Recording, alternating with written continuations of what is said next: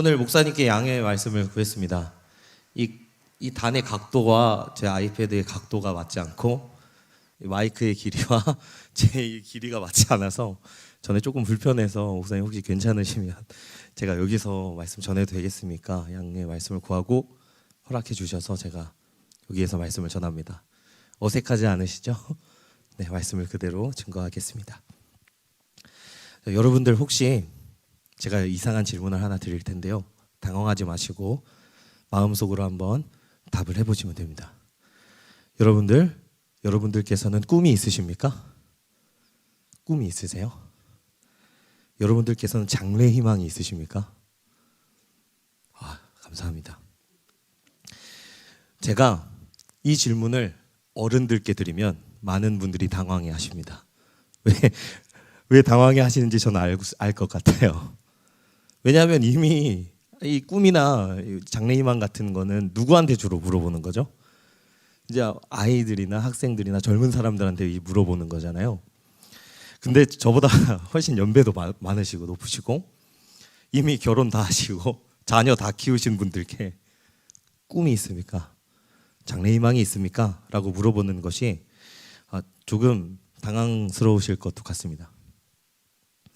하지만 여러분, 사람에게 있어서 이 꿈은요, 나이를 불문하고 정말 중요한 개념입니다. 목표, 꿈, 동기, 이러한 것들은요, 이미 다양한 분야에서 저와 여러분의 행복과 굉장한 밀접한 관계가 있다고 통계가 나와 있습니다. 이미 발달 심리학에서도요, 사회 조직 그 문화에서도요, 이 동기와 목표와 꿈이 있는 개인이나 조직은 그렇지 않은 개인과 조직보다 더 행복하고 심지어 영업이익도 높다는 것이 발표가 됐습니다. 그런데 여러분, 이 꿈이라는 개념이요, 이 목표, 저희가 지금 웃어넘긴 이 장래희망이라는 단어 있잖아요. 이것들은 결코 학생이나 청년들만 가질 수 있는 전유물 같은 것이 아닙니다. 꿈과 목표는요, 학생이든 어른이든 모두에게 필요한 것이라 할 수 있습니다. 그런데 성경에서도요, 이 꿈과 목표라는 개념이 굉장히 중요한 것으로 나오고 있다는 것을 여러분들 알고 계십니까? 성경의 거의 모든 곳에서요, 꿈과 목표가 굉장히 중요한 중심 주제로 기록이 되어 있습니다. 아주 쉽게 발견할 수 있어요. 여러분, 아브라함의 꿈이 무엇이었을까요? 믿음의 조상 아브라함의 꿈이 무엇이었습니까? 왜 그러세요? 저보다 신앙생활을 오래 하셔놓고. 아브라함은 아이를 가질 수 있었나요? 없었습니다. 이미 나이가 늙었고 사라의 태가 어떻게 됐다고요? 다쳤어요. 아브라함에게 꿈은요, 아이를 가질 수 없는 중에 아이를 갖는 것이었습니다. 모세는요, 모세의 꿈은 무엇이었습니까? 모세는 이스라엘 백성을 어디로 이끌어내는 게 목표였죠? 네, 애굽, 이집트에서 이끌어내는 게 그의 목표였고, 그리고 단순히 탈출하는 것을 넘어서 가나안 땅으로 백성들을 잘 인도해내는 것이 그의 꿈이었습니다. 그럼 마지막으로 예수님은요? 예수님의 꿈과 목표는 무엇이었습니까? 저와 여러분을, 하나님과 원수된 저와 여러분들을 하나님과 화해시키고, 그것뿐만 아니라 원수된 칭호를 벗겨버리고 누구의 자녀 삼으셨죠? 하나님의 자녀 삼으시는 것이 주님의 목표였습니다. 그게 예수님의 꿈이었습니다. 이렇듯 성경에서 꿈과 목표란 주제는 굉장히 중요한 개념으로 자리 잡고 있어요. 근데 여러분, 세상이 말하는 꿈하고요, 성경이 말하는 꿈은 아주 근본적인 차이가 있습니다. 세상에서 꿈은 누가 정하죠? 네, 세상에서 목표를 계획하는 주체가 누굽니까? 자기 자신입니다. 근데 성경에서는요. 성경에서 꿈을 정하시는 분이 누구십니까? 창세전부터 목표를 계획하신 분이 누구십니까? 하나님이십니다. 바로 그 하나님께서 저희에게 꿈과 비전을 주신다는 겁니다. 세상 사람들은 자기가 꿈을 꾸려고 하고요. 기독교인들은요. 하나님께 꿈을 받으려고 한다는 것입니다. 그래서 큰 차이가 있어요. 여러분, 아브라함에게 하나님께서 이렇게 말씀하셨죠. 너는 본토 친척 너의 아버지의 집을 떠나서 내가 내게 보여줄 땅으로 가라 라고 말씀하셨습니다. 이걸 계획한 것이 자기가 아니었어요. 그의 아버지가 시킨 것도 아니었습니다. 하나님께서 그것을 명령하셨고 그 꿈을 주셨어요. 이미 노쇠해서 아이를 가질 수 없었고 이미 태가 닫혀서 아이를 가질 수 없는 두 부부에게 너희의 자손들이 하늘의 별처럼 많아질 것이고 바다의 모래와 같이 많이 될 거고 그 시작이 그 닫힌 태에서 이삭이 태어나게 하신 것이 아브라함의 철두철미한 계획 속에서 이루어진 것입니까? 아닙니다. 아브라함은 사실 그 여종에게서 아이를 얻으려고 했었죠. 근데 하나님께서 다시 한번 상기시켜 주신 걸 성경을 통해서 확인할 수 있습니다. 여러분, 모세는요. 하나님께서 너 이스라엘 백성에게 가라라고 했을 때 아멘 이러고 바로 갔습니까? 뒤로 뺐습니다. 모세가 계획한 게 아니었어요. 모세에게 꿈을 주시고 그것을 이루시는 분이 하나님이셨습니다. 예수님도 마찬가지셨죠. 요한복음에서 이렇게 기록하고 있습니다. 예수님께서 많은 사람들에게 이렇게 공포하셨습니다. 나는 내 뜻을 이루려고 온 것이 아니라 나를 보내신 이의 뜻을 이루려고 왔다. 나를 보내신 분이 누구시죠? 하나님 아버지라는 겁니다. 우리를 구원하시고자 우리를 원수됐던 것에서 다시 자녀 삼으시고자 했던 그 꿈의 주체가 그 꿈을 주셨던 분이 하나님이셨다는 겁니다. 이렇듯 성경에서 꿈을 주시는 분, 뜻을 정하시고 다시 저희에게 비전을 주시는 주체는 저와 여러분이 아니라 하나님이라는 것입니다. 그러므로 저는 이 시간에 오늘 저희가 읽은 성경 말씀을 통해서요, 하나님께서 저와 여러분들에게 주시고자 하는 그 비전은 무엇인가? 저와 여러분이 기독교 신앙 안에서 그리스도인이 받는 꿈과 비전이 무엇인지 오늘 말씀을 통해 나눠보려고 합니다. 여러분들께서 하나님께서 주시는 비전과 꿈을 가지고 계신다면 여러분들께서는 더욱이 행복한 삶을 살 수 있습니다. 더욱이 여러분들의 삶은 비전을 갖지 못했을 때보다 더욱이 빛나고 보람있고 하나님께서도 영광을 받게 되는 줄 믿습니다. 또한 여러분들께서 나이가 비록 죄송합니다. 자꾸 제가 지긋하다는 말, 나이가 지긋하시다라는 단어를 사용해서 죄송합니다. 여러분들 나이가 많지 않으십니다. 아직 한창이시죠? 죄송합니다. 여러분들께서 꿈과 비전을 가지고 계시면 여러분 뒤에 있는 다음 세대가 그것을 볼 거예요. 그리고 여러분들의 믿음이 다음 세대에게 이어질 겁니다. 그들도 꿈과 비전을 하나님께 찾으려고 애쓰고 하나님 나라 이루면서 살게 될 거예요. 그래서 저희가 꿈과 비전을 발견하는 게 굉장히 중요한 것입니다. 오늘 말씀 한번 잘 들어보시길 바랍니다. 지금까지 잊고 있었던 꿈과 비전과 열정과 목표가 오늘 성경 안에서 다시 불일 듯하는 시간이 되길 주님의 이름으로 간절히 소망합니다. 여러분, 2001년에 아주 황당한 사건이 일어났어요. 저는 지금도 이 소식을 듣고 이 설교 쓸 때 분노에 차올랐습니다. 인천에서 일어나는 일인데요. 층간소음 문제 때문에 윗집이 하도 시끄럽게 하니까 아랫집에서 신고를 했어요. 근데 그게 실랑이로 번져서 윗집 사람이 아랫집 사람에게 흉기를 들고 찾아와서 난동을 부린 사건이 있습니다.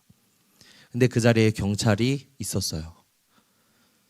경찰이 중재하려고 했는데 윗집 사람이, 그 가해자가 칼을 꺼내니까 경찰이 어떻게 했게요? 도망갔어요. 경악을 했습니다. 정말 어처구니가 없었어요. 제가 저를 더 마음에 아프게 하고 안타깝게 하는 건 이 흉기에 당한 그 피해자 어머니가 아직도 식물 인간인 채로 있다는 겁니다. 가정이 망가졌어요.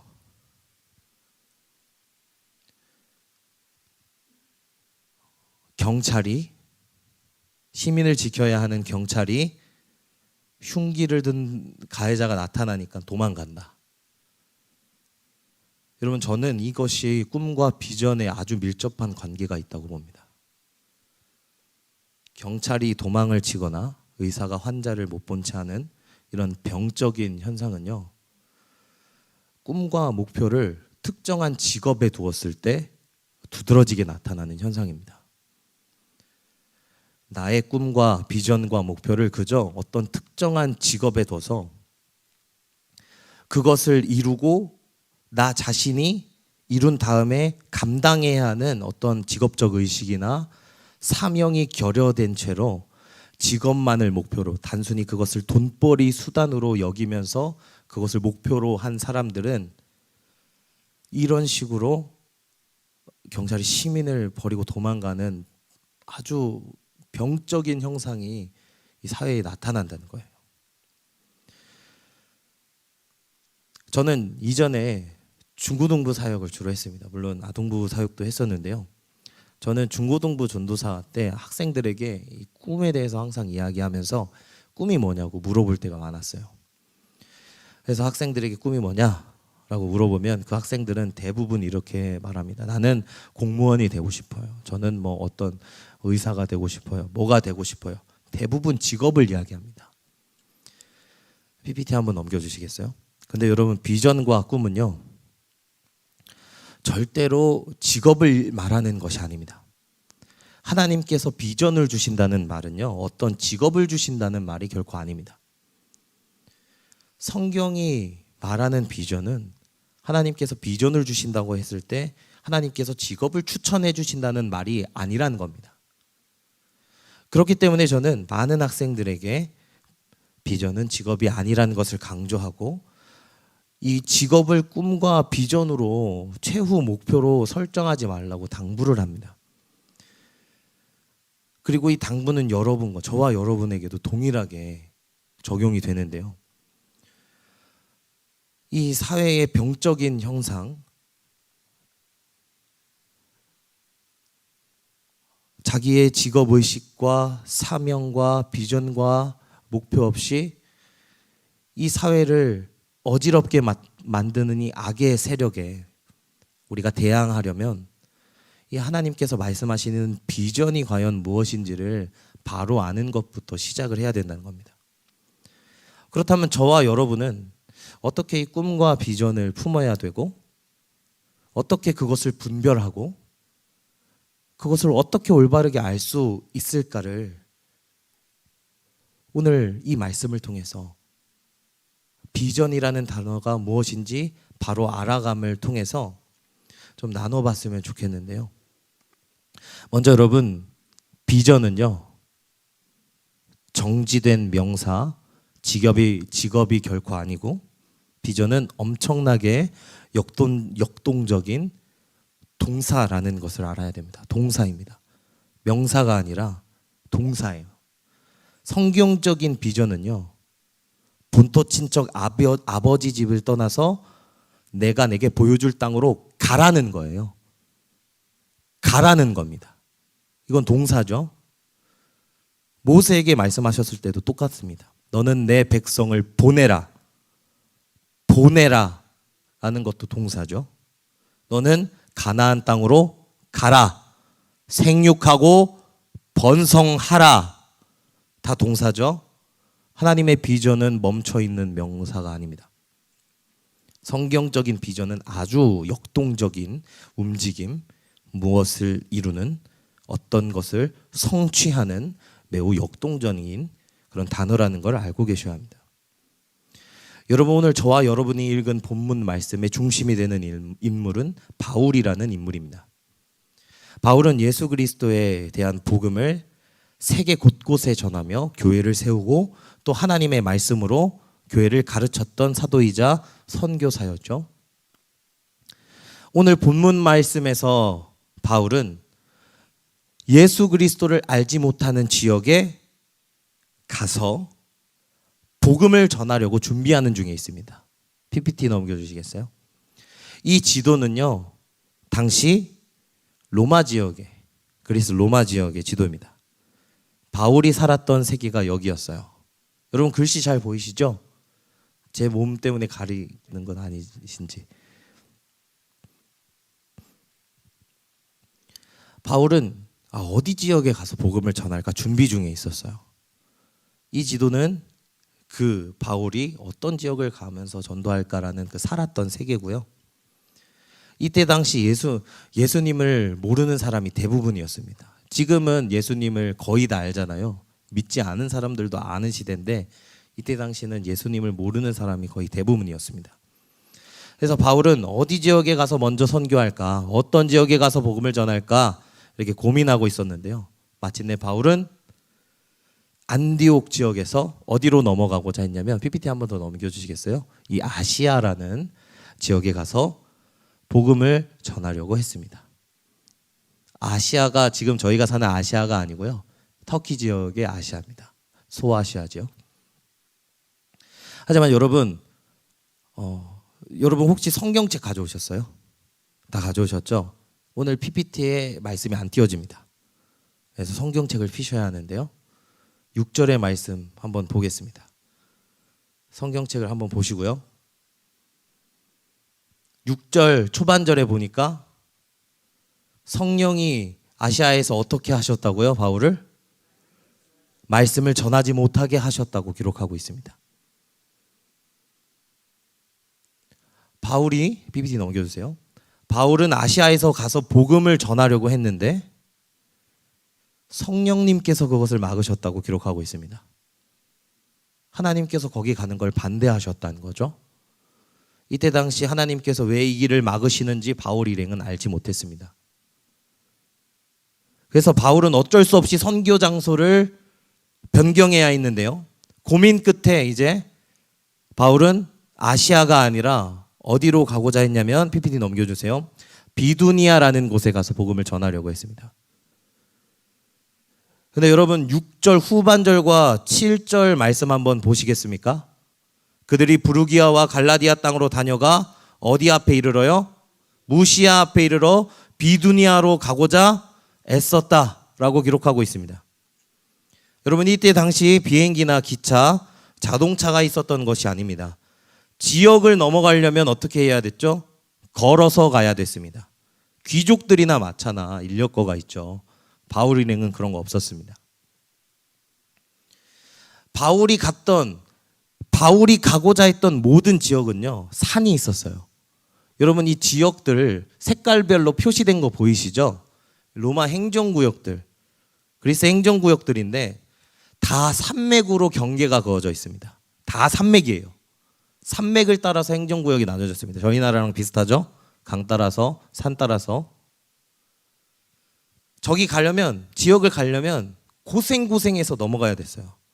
그래서 고린도 후서 보니까 바울이 내가 강의 위협도 당해보고 바다의 위협도 당해보고 산의 위협도 당해봤다고 했죠.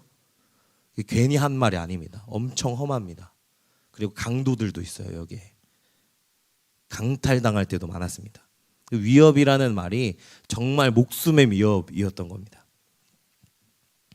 그래서 바울 일행은요, 이 험준한 산맥을 넘어서 비두니아 쪽으로 걸어갔어요. 성경은 아주 짧게 기록하고 있지만 고생하면서 넘어갔습니다. 그래서 그 입구인 무시아라는 곳에 이르렀는데, 그런데 이번에도 어떻게 해요?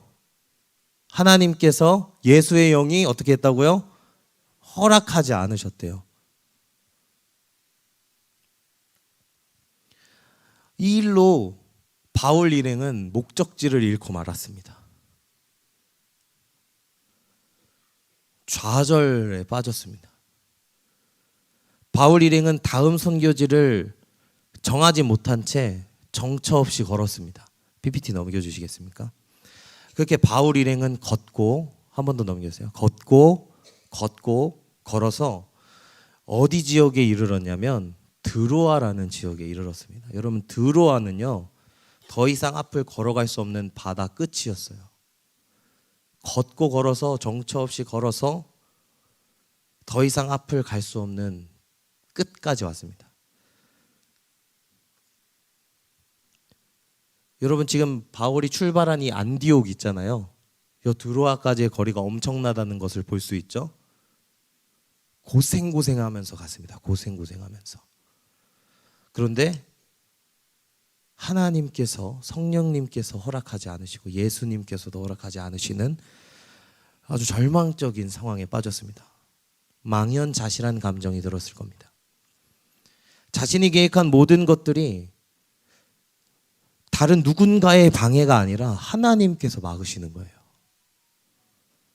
그리고 또 다른 목적지를 갔는데 걷다 보니까 이번엔 그 앞을 지날 수 없는 바다가 나왔습니다.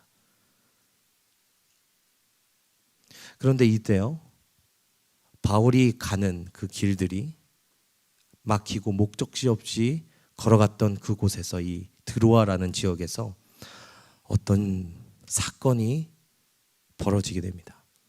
여러분, 오늘 말씀 9절을 읽어보겠습니다. 9절은 다 함께 읽어보겠습니다. 성경책 보시고요. 9절을 읽겠습니다. 시작.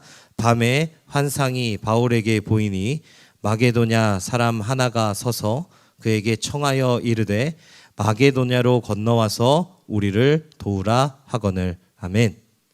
자, 성경은 바울이 뭘 봤다고 기록하고 있죠? 환상을 보았다고 기록하고 있습니다. 그 환상은요, 드로아 건너편, 바다 건너편에서 한 마케도니아 사람이 자신을 향해서 손짓하면서 이리로 와서 우리를 도우라, 도와달라, 지금으로 말하면 도와주세요 라고 하는 환상을 체험합니다. 여러분, 저와 여러분은 이 환상이라는 단어에 한번 주목을 해보셔야 되는데요, 보통 여러분 환상이라고 하면 어떤 느낌을 받으시죠? 허상, 신기루, 헛것, 피곤할 때 보이는 거, 그러니까 이런 식으로 해석할 때가 많죠. 이러한 것들을 가리켜서 흔히 영어식으로 말하면 일루전이라고 표현을 합니다. 헛것을 보았다, 내가 잠이 덜 깼다 라고 했을 때 나오는 단어가 주로 저런 단어인데요, 근데 성경은요, 바울이 헛것을 보았다 라고 기록하고 있지 않습니다. 이 환상이라는 단어가 어떤 단어냐면요, 성경 원어적으로는 호라마라는 단어가 쓰였습니다. 이 단어는요, 무엇을 인지하다, 무엇을 바라보다, 무엇을 경험하다, 주의해서 듣다 라는 뜻에서 나온 단어예요. 저희가 읽는 성경은 이것을 환상이라고 번역했습니다. 근데 저는 이 환상이라는 단어가 조금 이 원어의 느낌을 완전히 살리지 못했다고 생각해요. 물론 이 언어학자분들께서 굉장히 고심해서 선택한 단어긴 하지만 조금 아쉽다는 생각을 했습니다. 그런데 오히려 영어 성경에서는 이것을 무엇이라고 번역을 해놨냐면 이것을 PPT 넘겨주세요. 비전이라고 번역해놨습니다. 비전. 여러분, 성경에서 호라마라는 단어는요 아주 많이 사용되고 있는데요, 여러분 얼마 전에 선교사님 오셔서 베드로가 보는 환상과 고넬료에 대한 설교 해주셨잖아요. 그때 베드로가 경험한 환상도 이 단어가 쓰였습니다. 호라마라는 단어가 쓰였어요. 여러분, 베드로가 보는 환상이 무엇이죠? 하늘에서 보자기 같은 게 나왔는데 부정한 것들이었죠. 하나님 근데 베드로에게 뭐라고 하셨어요? 잡아서 먹으라. 베드로 뭐라고 했죠? 내가 부정한 거 속된 거 먹을 수 없습니다. 하나님 그리고 뭐라고 하셨죠? 내가 깨끗하다고 하는 것을 속되다 하지 말라. 라고 하셨어요. 베드로가 이 호라마를 경험했습니다. 여러분, 이거 베드로가 배고파서 개꿈을 꾼 것입니까? 이 환상을 경험한 이후에 누가 찾아옵니까? 고넬료가 찾아옵니다. 베드로는 단번에 알았습니다. 이 환상의 의미를 알았습니다. 이게 호라마입니다. 호라마. 이방 사람인 고넬료를 하나님께서 베드로에게 보내셔서 이방인들 또한 하나님께서 구원하시고 제자들에게 부어주신 성령을 똑같이 주시겠다고 하는 주님의 뜻과 비전이 베드로가 경험한 호라마였습니다. 여러분, 이거 개꿈일까요? 이거 신기루입니까? 헛것입니까? 아닙니다. 이것은 비전입니다. 여러분, 바울도 마찬가지입니다. 바울은 헛것을, 신기루를 본 것이 아닙니다. 그 또한 하나님의 비전을 본 것입니다. 바울은 지금 절망을 경험하고 있었어요. 자신이 계획했던 모든 선교지가, 모든 선교 계획이 다 막히고 있는데 지금 어떠한 결실도 없고 눈에 보이는 성과 없이 계속 길을 정처 없이 걸어가다가 앞을 갈 수 없는 그 길에 막혀 있는데 그 상태에서 바울이 지금 환상을 본 겁니다.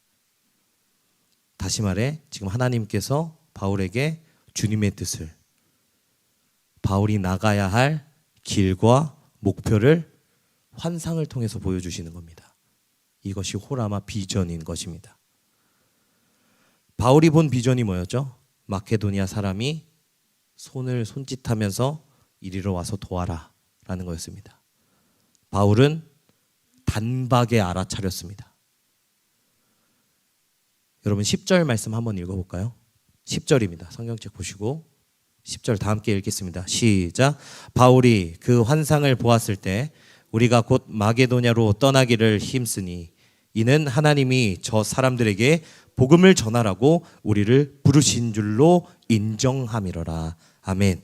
10절 말씀 보시면 마게도냐로 떠나기를 힘썼다라고 기록하고 있습니다. 왜 마게도냐로 떠나기를 힘썼냐면 자신이 경험한 이 환상이, 이 비전이 하나님께서 주시는 비전이라는 것을 바울이 확신했기 때문입니다. 단박에 알아차렸기 때문에 그렇습니다. 10절 후반절 보니까 이는 하나님이 저 사람들에게 복음을 전하라고 우리를 부르시는 줄로 인정했다라고 기록하고 있습니다. 지금 이것이 하나님께서 내게 주시는 비전이구나, 뜻이구나라는 걸 깨달았다는 것입니다. 이때 바울의 모든 의문이 풀리기 시작했습니다. 하나님께서 왜 내가 아시아로 가는 것을 막으셨나?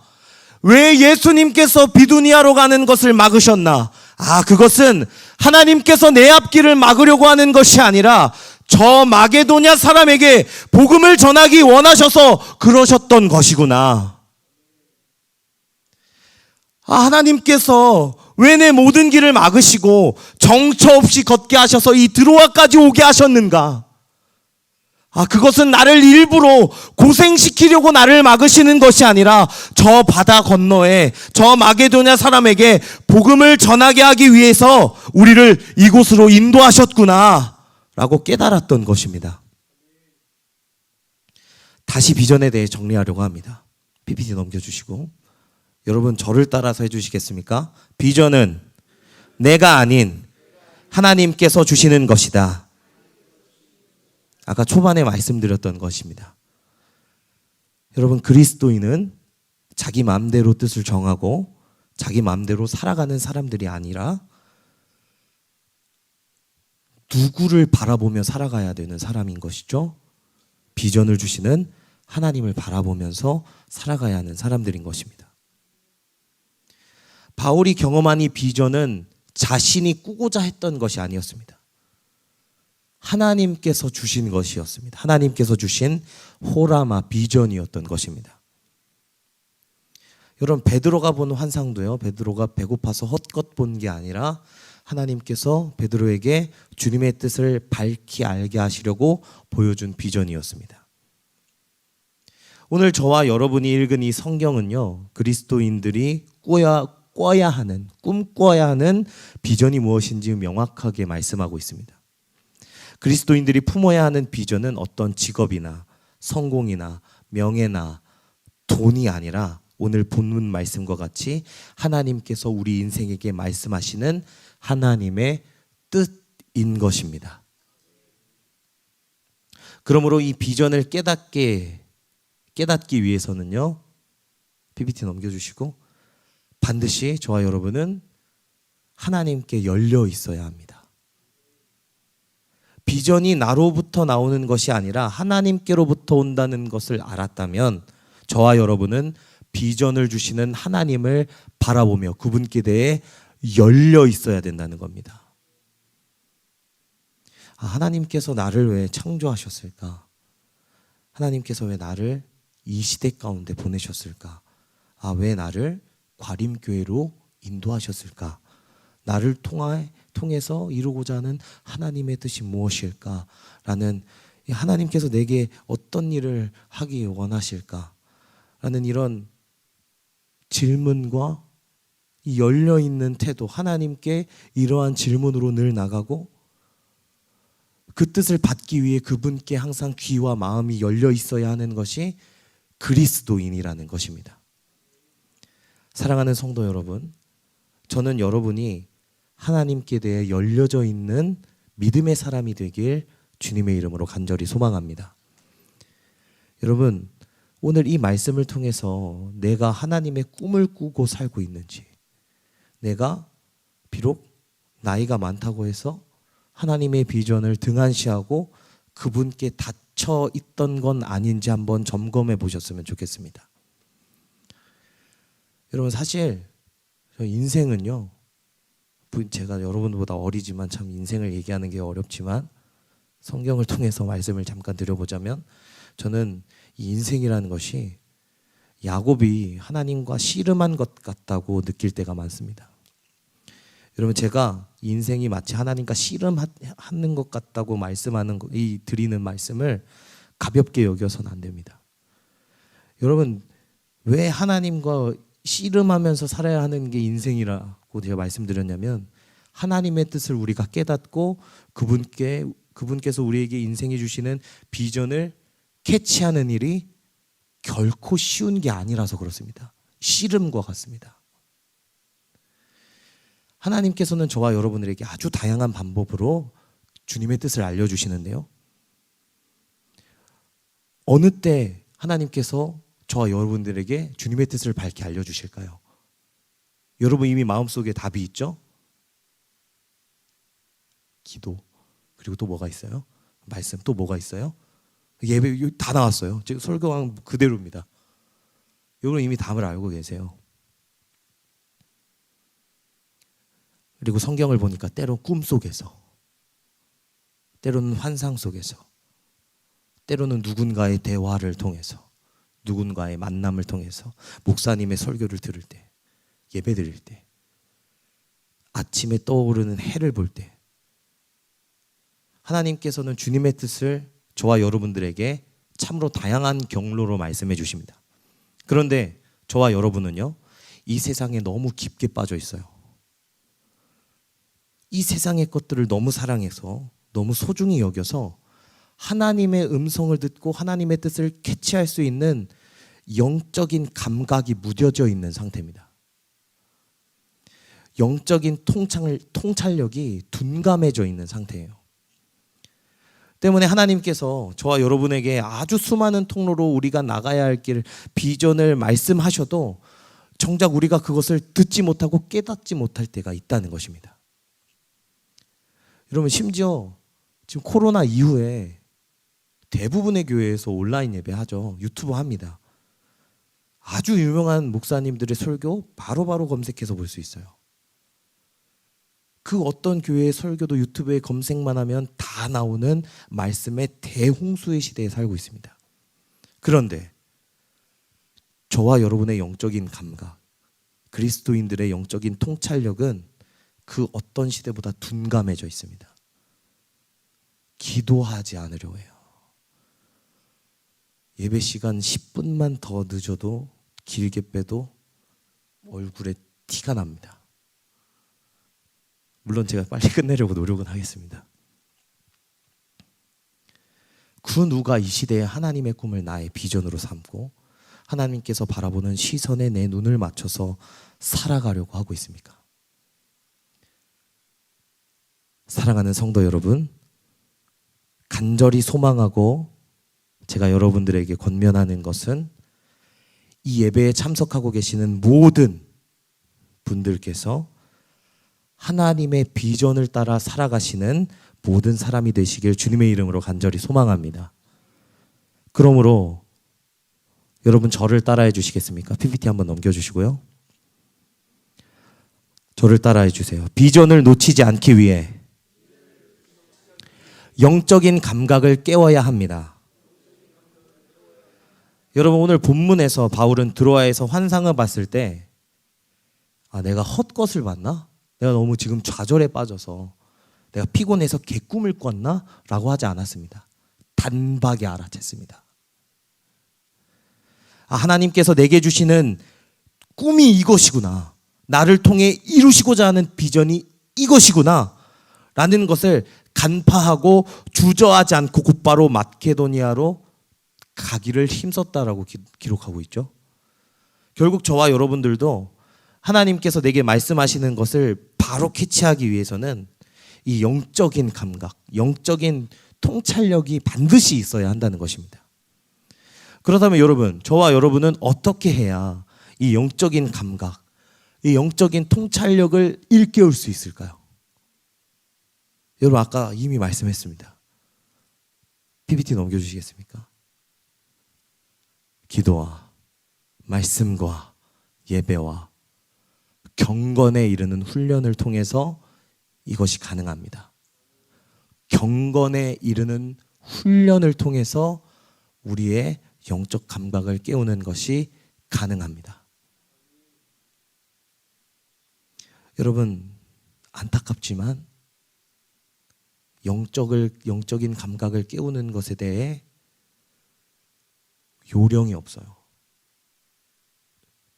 요령이 없어요. 하나님의 비전을 캐치하고 그분의 뜻이 무엇인지 분별하려면 요령 없이 경건에 이르는 훈련을 지속해야 합니다. 기도와 말씀 예배, 철이 철을 날카롭게 하듯이 이 영적인 훈련들을 통해서 나의 영적인 감각을 갈고 닦을 수밖에 없는 겁니다. 여러분 훈련은 고대입니다. 여러분 저는 몸이 이래 보여도 킥복싱을 한 적이 있습니다. 방금 누가 웃으신 것 같은데. 몸이 이래도 킥복싱을 한 적이 있는데요. 자, 처음에 딱 갔습니다. 하루 종일 뭐만 했을까요? 줄넘기만 했습니다. 한 달 동안 했습니다. 자, 2달째 됐습니다. 관장님, 제가 뭐 해야 될까요? 저희 구석에 가서 줄넘기 했습니다. 3달째 뭐 했을까요? 줄넘기 했습니다. 그리고 조금 콤비네이션 깔짝깔짝 배웠습니다. 근데 제 옆에 랭킹 순위에 있는 사람도 똑같이 줄넘기 하고 있었습니다. 깨달았어요. 이 훈련에 요령이 없구나. 여러분 태권도 선수가 요령 생겼다고 발차기 연습 소홀히 하면 어떻게 될까요? 화려한 외발 턴이 막 이런 것만 하면 어떻게 될까요? 훈련이 아닙니다. 자기 멋입니다. 여러분 하나님과 씨름한다는 표현을 다시 한번 기억해 보세요. 경건에 이르는 훈련은 요령이 없다는 게 과장이 아닙니다. 저와 여러분은 경건에 이르는 훈련을 통해서 하나님과 연결될 수 있습니다. 주님과 늘 교제하면서 살아갈 때 저와 여러분은 다쳤던 영적인 감각들이 다시 깨어날 것입니다. 이전에 느낄 수 없었던 통찰력이 생기게 될 것입니다. 그리고 그것으로 인해서 하나님의 말씀과 비전을 분별할 수 있을 것입니다. 확신합니다. 저와 여러분이 이러한 하나님께로 향한 감각이 열려져 있고 회복되어서 여러분들 이제 이 감각이 회복되면 여러분들 결코 길을 잃어버릴 염려가 없어집니다. 오늘 본문에서 바울이 자신이 계획했던 모든 일들이 막히고 사면 초가의 상황에 놓인 것처럼 아주 절망스러운 그 상황 속에서도 하나님께서 바울에게 하나님의 비전을 보이신 것처럼 저와 여러분에게도 모든 막힌 상황 속에서 하나님께서는 뜻을 밝히 알려주실 줄 믿습니다. 열려있는 자에게, 경건한 자에게, 하나님의 뜻을 따라 살아가고자 하는 모든 사람들에게 주님은 반드시 그분의 뜻과 비전을 말씀해 주십니다. 그러므로 저희는 말씀을 어떻게 해야 되죠? 가까이 해야 합니다. 우리는 기도를 어떻게 해야 되죠? 쉬지 않아야 합니다. 하나님과의 관계를 회복해야 합니다. 죄송해요. 제가 별다른 아주 특별한 적용을 찾지 못했습니다. 요령을 찾지 못했습니다. 영적인 감각과 통찰력은 미련한 훈련을 통해서 가능해집니다.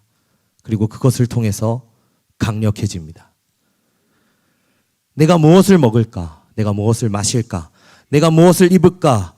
걱정, 근심하면서 살아가는 것이 아니라 여러분 안에 있는 하나님에 대한 감각을 일깨우시길 바랍니다. 이 분야에 들어가서 내가 어떤 일을 하면서 내가 여기서 하나님의 뜻을 실현시키고야 말리라. 하나님께서 내게 주신 이 달란트를 통해서 이 분야는 복음으로 변화시키고야 말 것이다라는 어떠한 회복, 확신, 비전이 있으시길 주님의 이름으로 간절히 소망합니다.